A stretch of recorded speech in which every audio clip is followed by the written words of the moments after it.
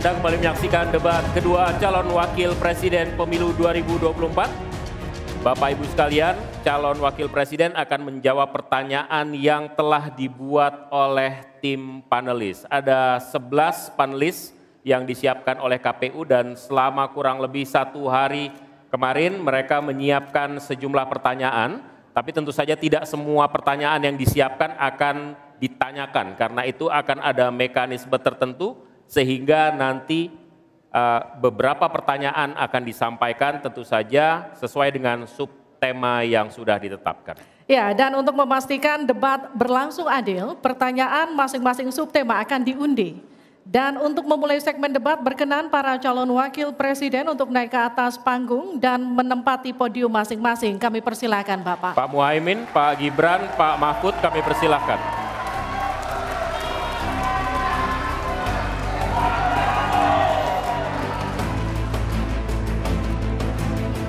Pada segmen pertama penyampaian visi misi dimulai dengan calon wakil presiden nomor urut 2, maka di sesi ini kita mulai dengan calon wakil presiden nomor urut 3. Dan untuk itu kami persilakan panelis Alamsyah Saragih untuk mengambil subtema pertanyaan di dalam fishbowl, kemudian silahkan diperlihatkan ke calon wakil presiden dan juga moderator.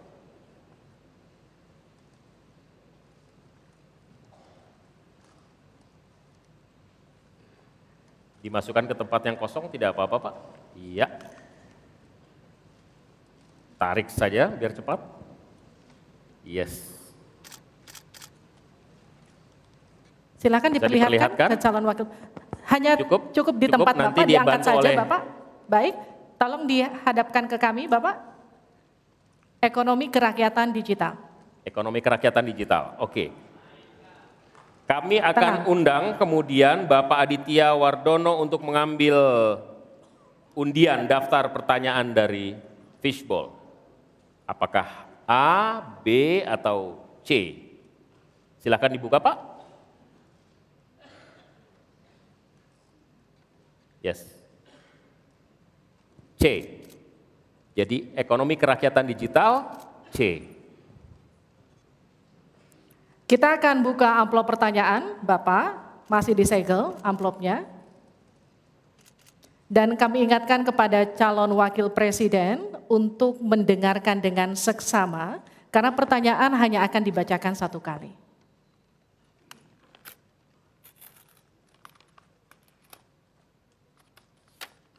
Pertanyaan untuk calon wakil presiden nomor urut 3, Bapak Mahfud MD. Terkait ekonomi kerakyatan dan digital. Digitalisasi membuka akses pasar yang lebih luas, tetapi juga berpotensi merugikan usaha mitra dan konsumen melalui penyalahgunaan data digital. Pertanyaannya, bagaimana kebijakan paslon untuk mengatasi hal tersebut? Waktu untuk menjawab 2 menit dimulai sejak Bapak menjawab. Kami persilakan. Baik.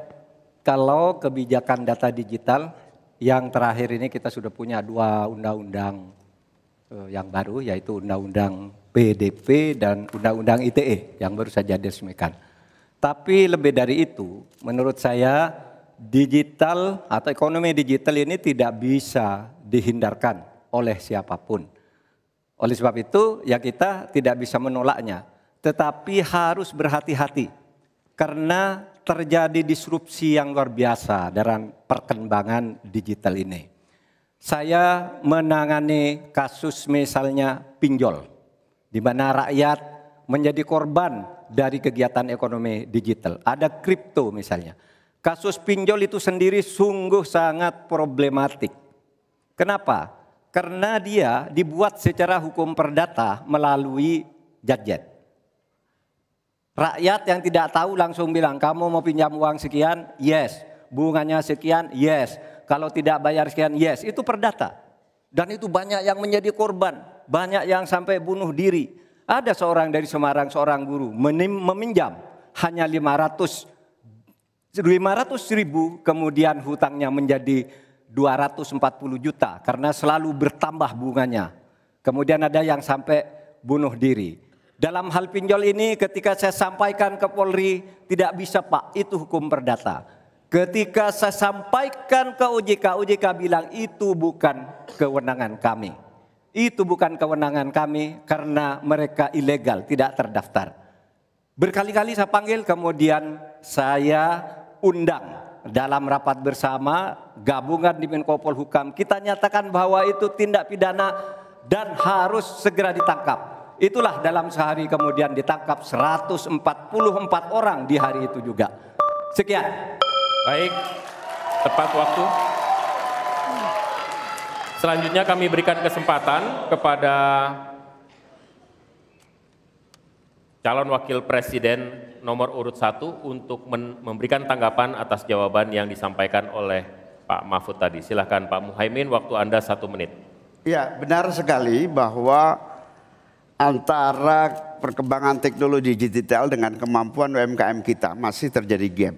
Oleh karena itu harus ditindaklanjuti Pak Mahfud. Selain pemberantasan pinjaman online, judi online, ini pun masih harus diselepet lagi. Karena tidak komprehensif di dalam menangani ini. Sehingga pinjol masih merajalela, judi online masih merajalela. Yang lebih penting dari itu Pak Mahfud bahwa sebetulnya kemampuan untuk masuk pada dunia digital membutuhkan bantuan dari pemerintah untuk turun tangan. Menangani apa? Mulai dari literasi digital untuk UMKM. Yang kedua membantu push pemasaran bagi keberlangsungan UMKM menghadapi persaingan yang sangat ketat. Di sisi yang lain kita juga membutuhkan kapasitas teknologi kita supaya lebih bisa membantu seperti kecepatan dari internet yang sedang ada di masyarakat kita masih sangat rendah. Baik, harap tenang. Selanjutnya kita akan beralih ke calon wakil presiden nomor urut 2, Bapak Gibran Raka Buming Raka untuk menanggapi. Waktu Bapak untuk menanggapi 1 menit, kita mulai sejak Bapak mulai berbicara.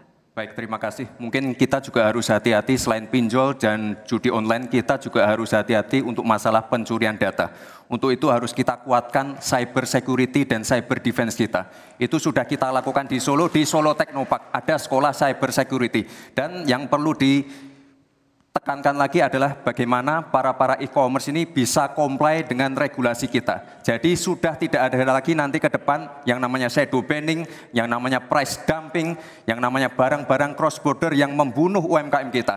Kita ke depan harus melindungi UMKM dan kita ingin sekali lagi, karena tadi Cak Imin bicara masalah literasi keuangan dan literasi digital, ke depan yang kita siapkan harus ada penguatan SDM, penguatan manusia digitalnya.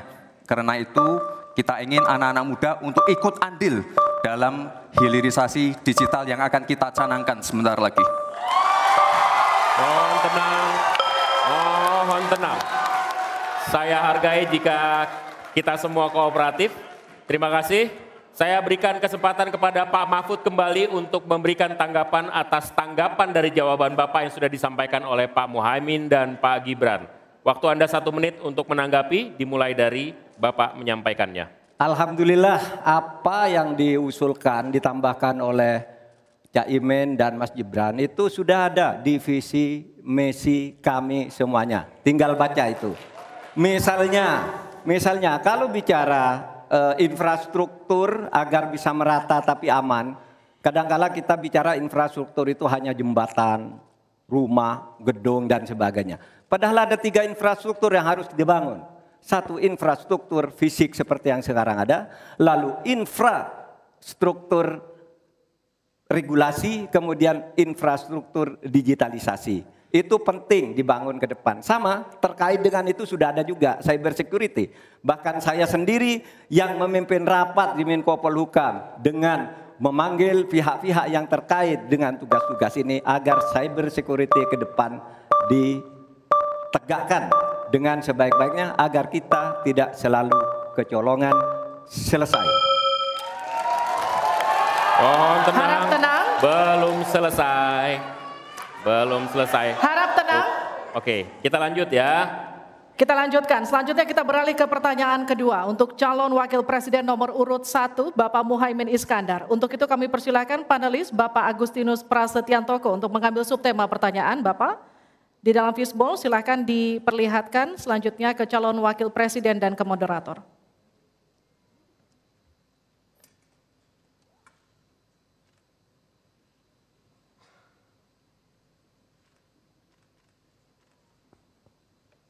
investasi. Selanjutnya kami mengundang Bapak Fauzan Ali Rashid untuk mengambil undian huruf A, B, atau C. Kita lihat. Huruf A. Baik, terima kasih Pak.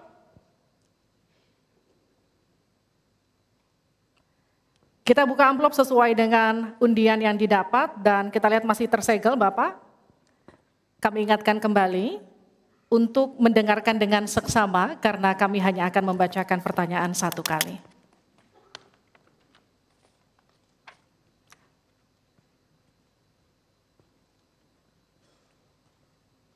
Pertanyaan untuk calon wakil presiden nomor urut 1, Bapak Muhaimin Iskandar dengan subtema investasi. Kontribusi usaha menengah terhadap ekonomi kita sebesar 13%, sementara Thailand mencapai 18% dan Singapura 22%. Pertanyaannya, bagaimana strategi paslon meningkatkan investasi untuk usaha menengah dan mendorong usaha kecil naik kelas? Waktu Bapak untuk menjawab 2 menit dimulai sejak Bapak berbicara. Silakan. Terima kasih. Investasi salah satu yang paling penting buat pertumbuhan ekonomi kita. Dan investasi tidak akan ada masuk ke tanah air kita apabila tidak kita bangun trust, kepercayaan internasional, kepercayaan dalam negeri dengan apa? Dengan kepastian hukum dan terjaganya kestabilan usaha yang berkembang di masyarakat kita. Di sisi yang lain, investasi juga masih sangat tertutup. Kita ingin investasi ini begitu terbuka dan tidak hanya berkonsentrasi kepada investasi yang menumpuk pada sektor-sektor tertentu atau padat modal.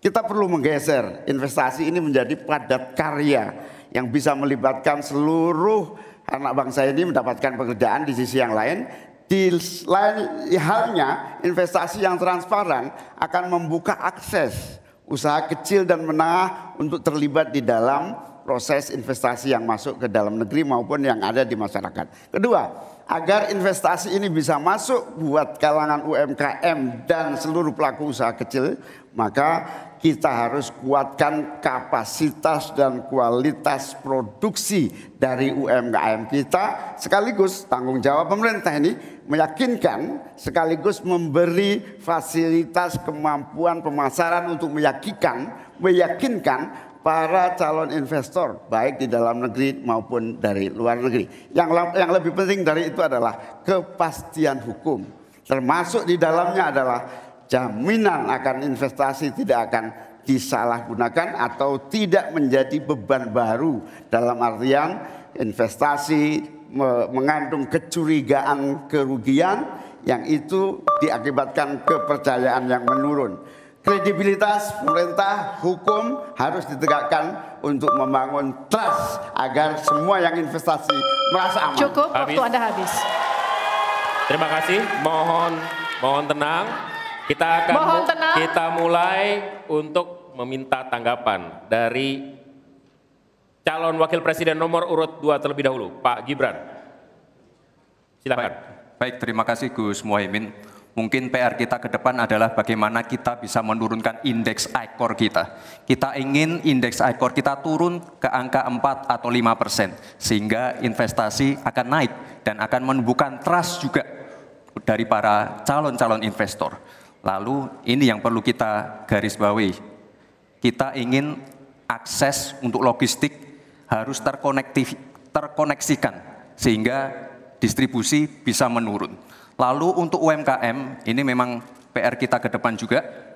Kita ingin memperbanyak inkubasi sehingga UMKM kita bisa naik kelas. Kita dampingi dari A sampai Z. Kita dampingi dari packagingnya, dari brandingnya, dari marketing ownernya. Setelah selesai kita dampingi lagi permodalannya. Setelah selesai kita dampingi lagi untuk bisa mendapatkan off-taker. Terima kasih. Waktu Anda masih tersisa, Bapak. Mohon tenang. Cukup? Cukup? Baik. Selanjutnya saya berikan kesempatan kepada calon wakil presiden nomor urut 3, Pak Mahfud. Caimin, calon wakil presiden paslon 1. Begini, yang Bapak sampaikan itu tadi saya kira itu sangat normatif. Seharusnya begitu. Di lapangan Pak, Investasi itu sulit loh Pak. Prosedurnya bertele-tele, ada konflik of interest di mana pejabat yang ngurus itu misalnya harus mendapat sesuatu tapi disalurkan lewat si A. Itu laporan yang masuk ke saya. Ada urusan harusnya diinvestasikan untuk rakyat, itu malah disentralisasi ke negara, dibuat PT sendiri lalu diurus sendiri, rakyatnya tidak kebagian. Nah itu yang sering saya dapat laporan dari berbagai tempat. Minta izin misalnya untuk UMKM. Untuk UMKM misalnya, berapa? Perlu 24 meja Pak untuk mendapat izin UMKM. Pertanyaan saya, instrumen hukum apa yang Pak Imin bisa sediakan untuk menjawab itu semua? Selesai. Baik, terima kasih. Tenang, nanti ada saatnya untuk memberikan aplaus. Selanjutnya kita akan ke calon wakil presiden nomor urut 1, Bapak Muhaimin Iskandar, untuk menanggapi kembali. Waktu Anda 1 menit, kita mulai. Ya. Memang apa yang disampaikan Pak Gibran, selain kita bantu permodalan dan kapasitas untuk produksi yang meyakinkan para investor masuk, ada prasyarat-prasyarat mutlak yang disiapkan pemerintah. Sekaligus menanggapi Pak Mahfud, kita punya undang-undang Omnibus Law, kita punya sistem baru yang lebih efektif dan ramah terhadap investasi. Tetapi sekali lagi, pemerintah terlampau lambat dalam mengimplementasikan itu semua. Sehingga harus kita selepet supaya lebih cepat lagi menyediakan sarana dan prasarana bagi percepatan izin. Berbelit-belitnya izin saya setuju, menjadi penyebab utama trust itu hilang. Nah, kita harus membenahi pada wilayah pemerintahan kita yang harus memberikan satu sarana infrastruktur yang memadai. Saya setuju, logistik menjadi salah satu kunci pentingnya.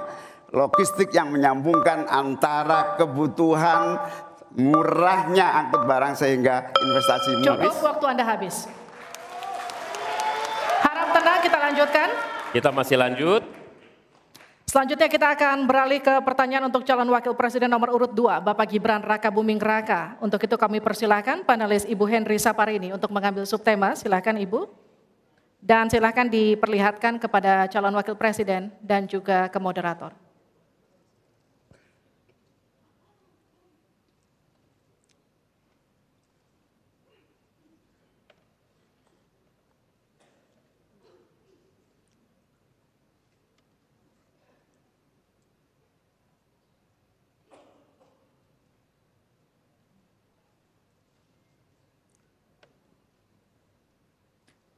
Keuangan, pajak, dan tata kelola APBN APBD. Baik, untuk selanjutnya Pak Hieronymus Rowa kami mohonkan untuk mengambil undian untuk mengetahui huruf apa yang akan muncul.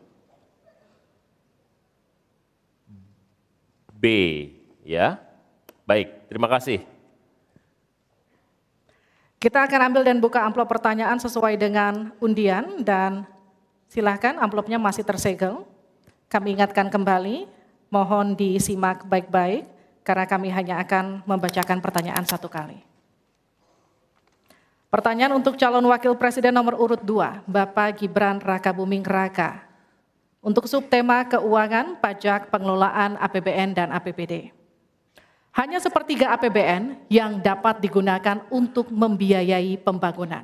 Padahal janji kerja program paslon memerlukan biaya tinggi. Pertanyaannya, mana yang menjadi pilihan prioritas anggaran? Pembangunan infrastruktur fisik atau pembangunan kualitas SDM dan ekonomi rakyat? Waktu Bapak untuk menjawab 2 menit, kita mulai ketika Bapak mulai berbicara. Baik, terima kasih. Tidak semuanya harus menggunakan APBN. Contoh IKN. Banyak yang gagal paham. Tidak 100% pembangunan IKN itu menggunakan APBN. Yang digunakan hanya 20%. Sisanya adalah investasi dari swasta dan investasi dari luar negeri. Ini yang banyak yang gagal paham. Lalu kita mengacu ke pertanyaan, infrastruktur fisik atau SDM, dua-duanya penting. Dan dua-duanya harus dijalankan secara paralel. Karena sekali lagi, untuk menuju Indonesia emas dibutuhkan generasi emas. Kita butuh future talents yang menguasai future skills. Untuk itu, di tingkat SMK misalnya, kita perlu alat-alat yang ada di SMK itu bisa memenuhi kebutuhan zaman, kebutuhan industri. Sehingga ketika anak SMK lulus, mereka benar-benar bisa siap kerja, siap menerima tantangan kerja. Lalu, untuk fisik, tidak selalu harus dari APBN, sekali lagi. Bisa kolaborasi, misalnya dengan swasta, dengan CSR. Jadi tidak semuanya harus dibebani oleh APBN. Lalu apa PR kita ke depan? PR kita ke depan harus bisa menambah penerimaan negara. Untuk itu kami dari Paslon 2 akan membentuk lembaga badan penerimaan negara yang dikomandoi langsung oleh Presiden. Sehingga nanti ketika berkoordinasi dengan kementerian-kementerian ini bisa lebih luas. Dan sekali lagi kita ingin menaikkan rasio pajak sehingga penerimaan negara nanti bisa kita gunakan untuk pendidikan, untuk kesehatan, dan lain-lain. Terima kasih. Mohon tenang, masih ada waktu. Terima kasih. Saatnya menanggapi Pak Mahfud. Waktu Anda 1 menit dimulai dari Anda menyampaikannya. Mas Gibran, saya sangat tertarik tentang IKN dan itu bagus. Harus kita laksanakan sebagai warisan dari Pak Jokowi. Tapi tadi saya tergelitik, anggaran untuk IKN itu hanya 20% dari APBN dan sisanya dari investor. Sejauh yang kita baca, sampai sekarang belum ada satupun investor yang masuk ke sana. Coba kalau ada sebutkan, kalau ada sebutkan misalnya 2 atau 1 gitu, investor mana yang sudah masuk ke sana. Yang saya dengar justru ada ratusan ribu hektar tanah sudah dikuasai oleh pengusaha-pengusaha tertentu sekarang ini. Nah, saya setuju ke depannya itu agar mengundang investor, IKN harus diteruskan tetapi pendanaannya harus sesuai dengan tujuan semula, bahwa itu sebenarnya mengundang investor. Tapi sekarang ini yang sudah jadi itu semuanya dari APBN. Sehingga memang diperlukan langkah-langkah perbaikan agar warisan baik Presiden Jokowi ini bisa kita lanjutkan. Terima kasih, selesai. Baik. Terima kasih. Kita masih lanjut. Mohon tenang.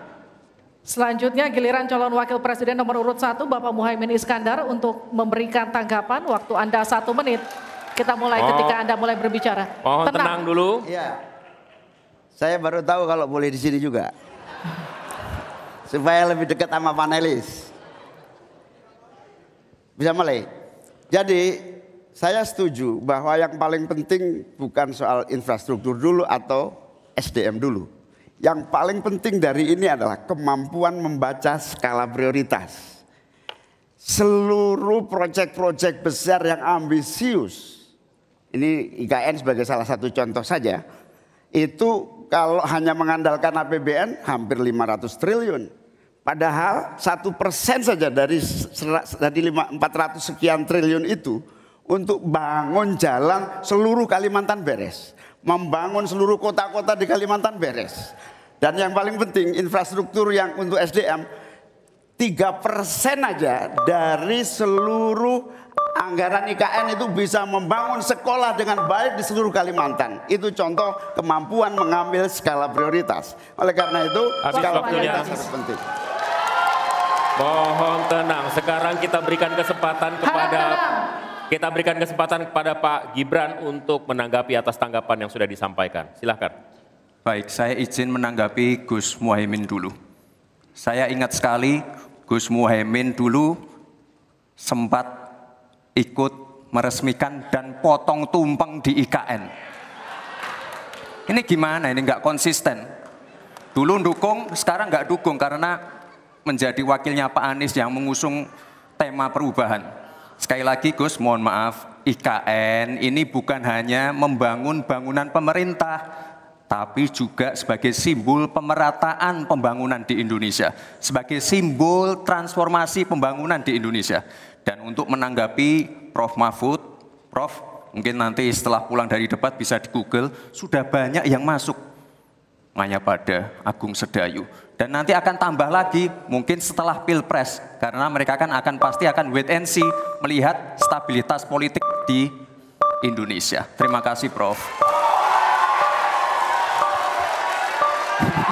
Baik, silakan berikan apresiasi dan aplaus dulu deh. Biar semangat semua. 1, 2, 3 pendukung-pendukungnya silakan bersemangat memberikan apresiasi.